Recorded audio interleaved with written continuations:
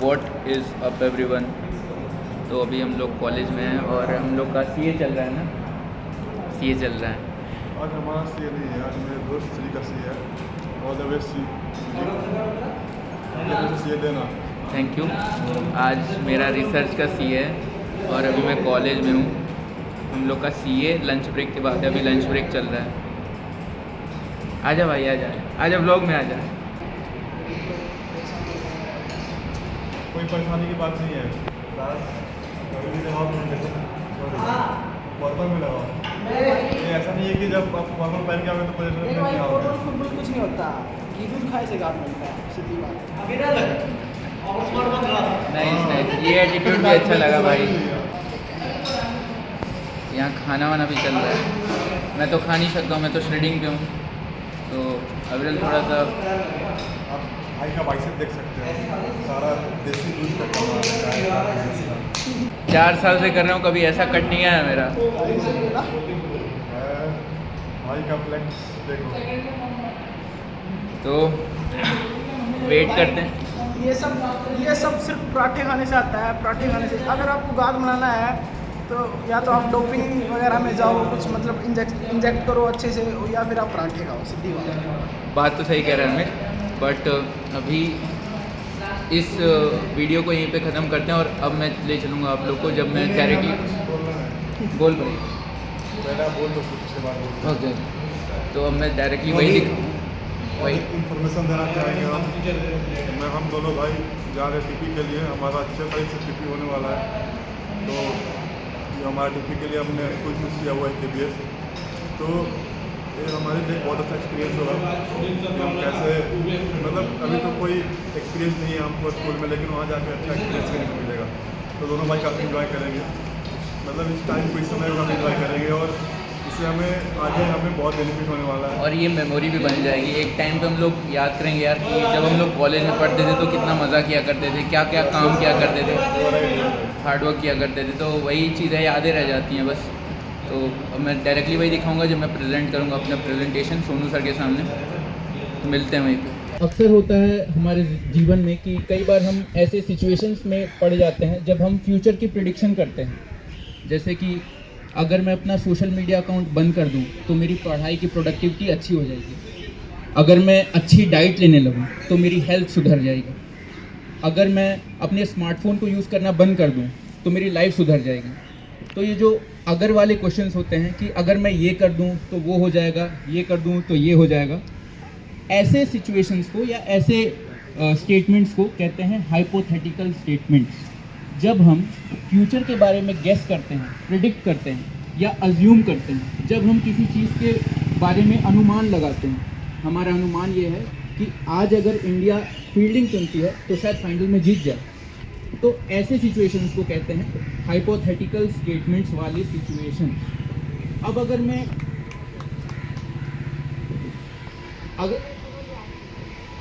अगर मैं हाइपोथेसिस की लिटरल डेफिनेशन के बारे में बात करूं, जो कि बुकिश लैंग्वेज में लिखी है, तो हाइपोथेसिस होता क्या है कि a hypothesis is a educated guess और अ प्रिडिक्शन अबाउट समथिंग। किसी भी चीज़ के बारे में जब हम कोई गेस करते हैं, जब हम कोई प्रिडिक्शन करते हैं, तो उसे हाइपोथेसिस कहते हैं। ये कोई भी चीज़ हो सकती है। आज के वेदर के बारे में प्रिडिक्शन कर दिया, वो भी एक हाइपोथेसिस है।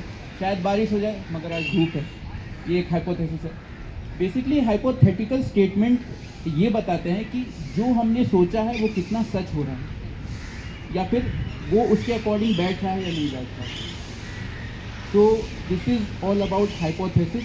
अब हम लोग हाइपोथेसिस करते क्यों हैं और रिसर्च फील्ड में हाइपोथेसिस का इम्पोर्टेंस क्या है, इस पर अगर बात करूँ मैं, तो मैं यही कहूँगा कि बेसिकली रिसर्चर का काम होता है अपनी प्रॉब्लम को सॉल्व करना या समाज की प्रॉब्लम को सॉल्व करना। अगर कोई समाज किसी भी एक पर्टिकुलर प्रॉब्लम से जूझ रहा है तो एक रिसर्चर का काम होता है कि आके वो एक रिसर्च स्टडी कंडक्ट करवाता है और उस प्रॉब्लम को या खुद की प्रॉब्लम को सॉर्ट आउट करता है through the method of research.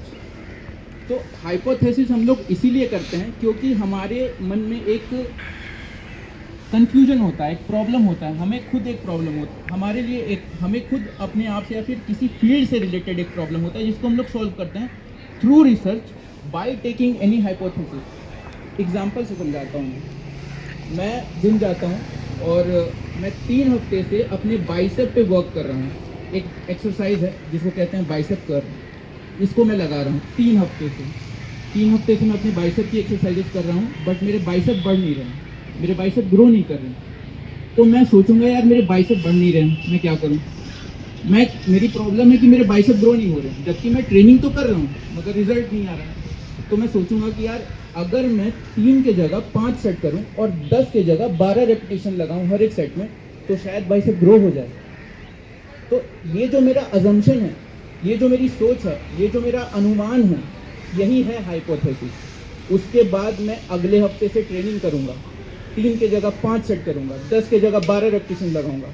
फिर देखता हूँ मैं 3 हफ्ते बाद रिजल्ट आया कि नहीं, मतलब जो आउटकम है वो हाइपोथेसिस से मैच हुआ या नहीं।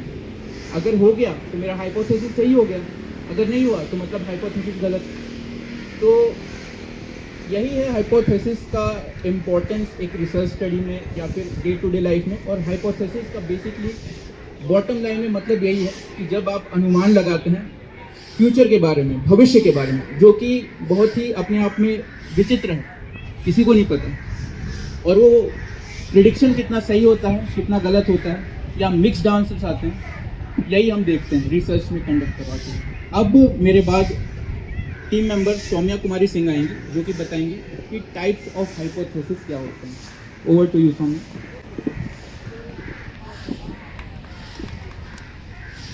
जैसा कि हमने अभी श्री सर ने बताया कि हाइपोथेसिस क्या है। तो ब्लॉग इस मोमेंट पे आ गया है कि हम लोग का प्रेजेंटेशन खत्म हो गया।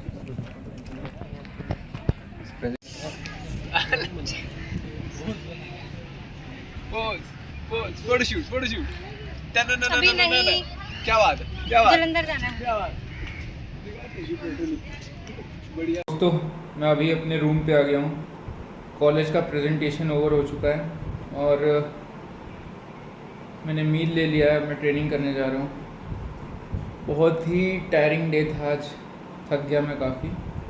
एंड ट्रेनिंग करके आऊँगा वापस, मुझे पढ़ना है, इतनी सीडीएस की पढ़ाई है और कॉलेज की पढ़ाई है, बहुत सारा वर्क करना है, बहुत सारा पढ़ाई करना है। उसके बाद रेस्ट करूँगा अच्छे से क्योंकि सैटरडे संडे ऑफ है, छुट्टी है। तो यस, फिज़िक अपडेट भी दूंगा बट सैटरडे को दूंगा, कल दूंगा। सो मिलते हैं सैटरडे को।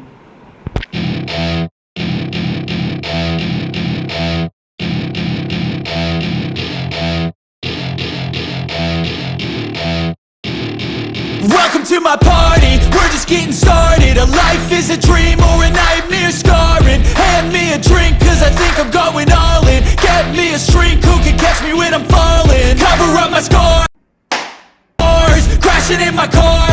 Wake up in a bar, I'll be a superstar. Just on my avatar, this world is so bizarre. Empty out the reservoir, yeah. I'm taking 6 shots, yeah, straight to the face. And I wanna get lost, I'm sick of this place. Don't know how to stop when I'm feeling this way. So I'm taking 6 shots till I'm feeling okay. I think I'm going crazy, don't think I'll get home safe. So I'm taking 6 shots, all straight to the face. I'm taking 6 shots, are you coming with me? I'm taking 6 shots, yeah, straight to the face. And I wanna get lost, I'm sick of this place. Don't know how to stop when I'm feeling this way. So I'm taking 6 shots till I'm feeling okay. I think I'm going crazy, don't think I'll get home safe. So I'm taking 6 shots, all straight to the face. I'm taking 6 shots, are you coming with me? Sometimes you need to let loose, grab juice, get goose, tattoos, taboos, get screwed. Loosen up, buttercup, all those hate comments will never make you feel enough. We're all adequate graduates, hearts full of calluses, but we know calculus. Damn, ain't that fabulous. तो आखिरी में बस यही कहूँगा, always believe in your self, keep working hard and don't forget the war is not over yet. युद्ध अभी ख़त्म नहीं हुआ है। वॉरियर क्लैन इन पावर।